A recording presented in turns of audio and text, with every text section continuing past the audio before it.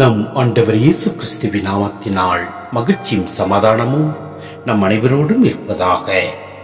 எரேமியா 30:17-22 முடிய. நான் உனக்கு நலமளிப்பேன், உன்னுடைய காயங்களை ஆற்றுவேன் என்கிறார் ஆண்டவர். ஏனெனில் தள்ளப்பட்டவள் என்று உன்னை அழைத்தார்கள், இந்த சீயோனை பற்றி கவலைப்படுவார் யாரும் இல்லை என்றார்கள்.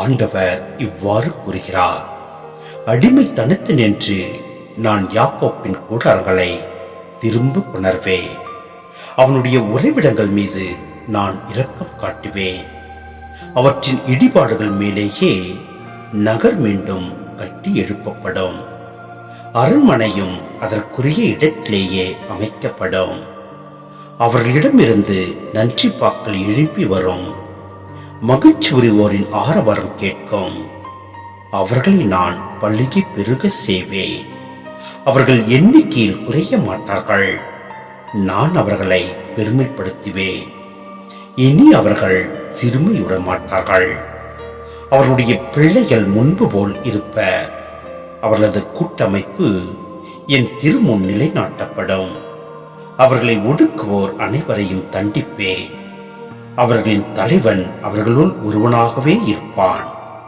அவர்களை ஆள்பவன் அவர்கள் நடுவில் நின்று தோன்றுவான், அவன் என்னை நெருங்கி வர செய்வேன், அவனும் என்னை அணுகி வருவான், ஏனெனில் என்னை அணுகி வர வேறு யாருக்கு துணிவு உண்டு என்கிறார் ஆண்டவர். நீங்கள் என் மக்களாய் இருப்பீர்கள், நான் உங்கள் கடவுளாய் இருப்பேன்.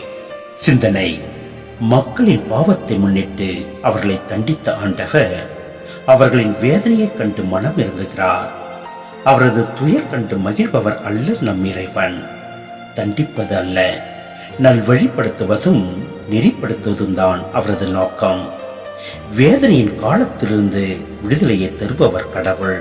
எனவே இதனை தண்டனையின் காலம் என்பதை காட்டிலும் குணப்படுத்தலின் காலம் என்பதே மிகவும் பொருத்தமானது. செய்த தவறுகளுக்காக தன்னால் தண்டிக்கப்பட்ட குழந்தை தண்டனையை தாங்க முடியாமல் கதறும் போது மனமிறங்கும் தந்தையைப் போல கடவுள் செயல்படுகிறார்.